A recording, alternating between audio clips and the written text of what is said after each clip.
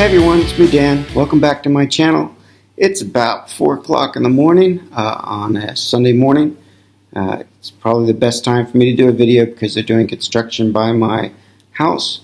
I apologize again for the lighting. I'm still in temporary quarters.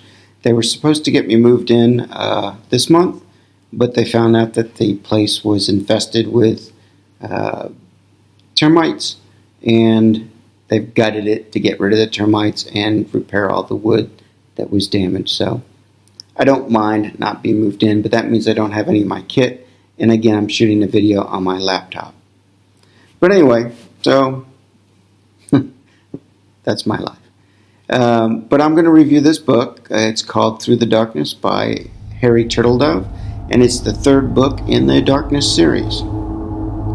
Now, Turtledove is known to be a writer of alternative history and science fiction warfare, and I've known about him for years. I've seen his books up on bookshelves and in libraries, but I've always found a book next to that I've wanted to read more than wanting to read a Turtledove book.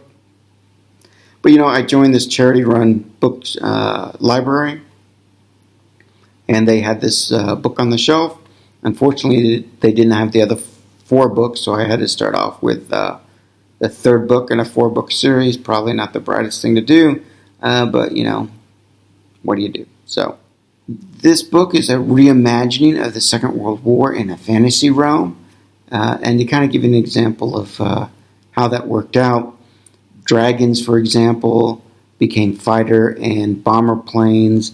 Magical eggs were explosive devices. Sticks, which I think was a cute word for wands, are guns.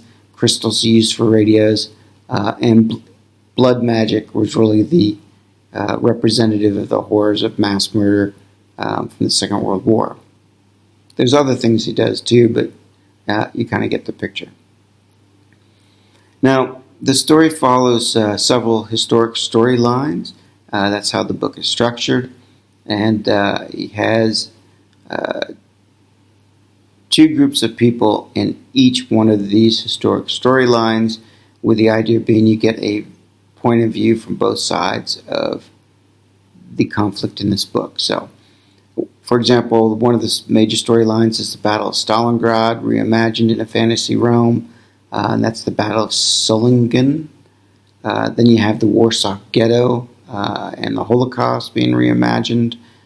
You have resistance fighters in France, for example.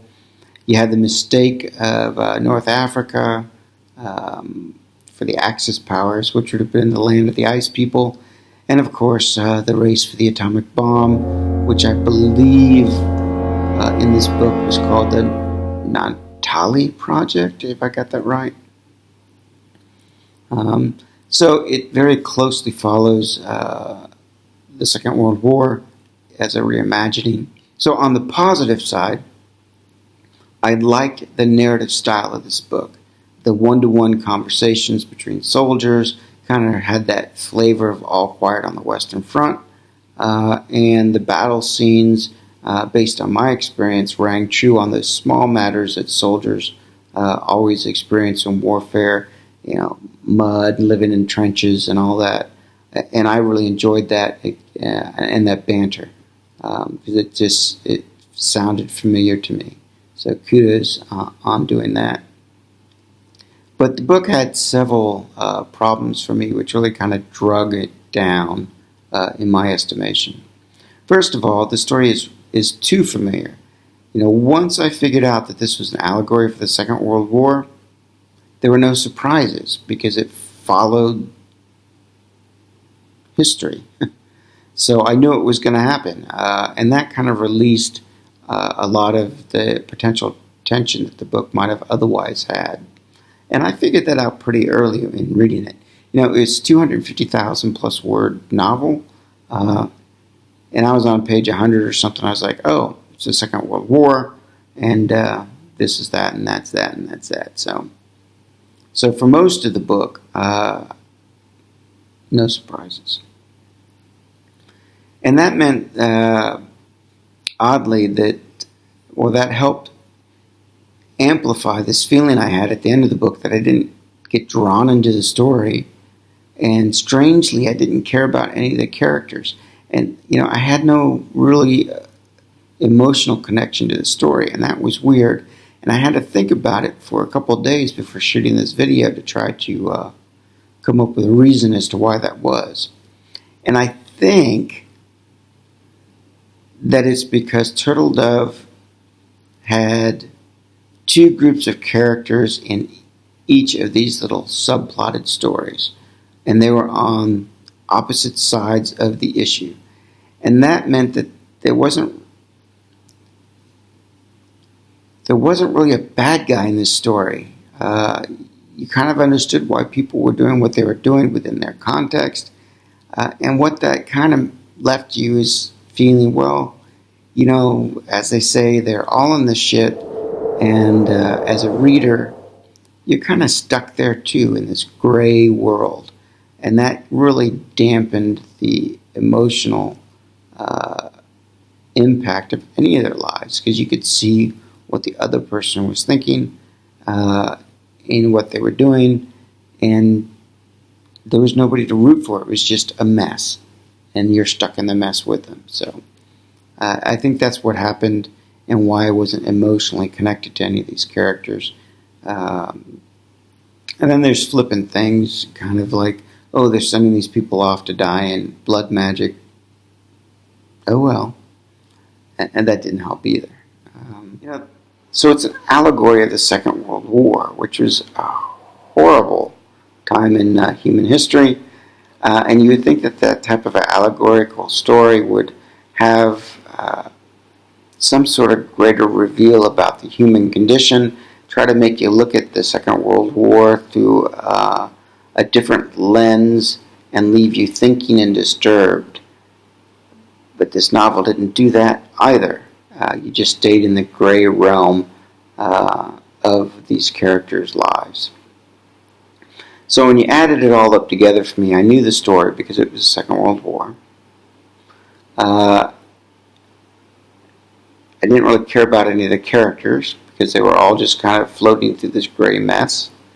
The book just didn't connect with me like I would have hoped. So I don't think this book is for everyone. I think if you read a lot of history, you probably won't like this book. Now, if you've touched on World War II history, you might go, things might still surprise you and you might like it. So I wouldn't say it's a book that nobody's going to like. It's just something that for me is probably not the best choice for dipping my toe into Harry Turtledove's novels. But this does leave me thinking that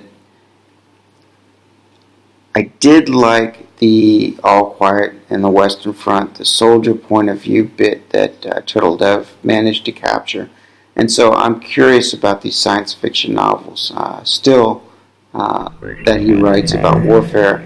And maybe one of you guys could suggest to me what would be a better book of his to read to get a feeling for really his more substantial work. So if you have any suggestions, please throw them down in the comments below.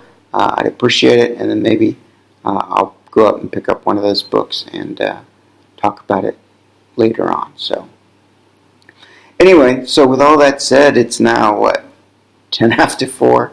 I'll go back to reading a new book.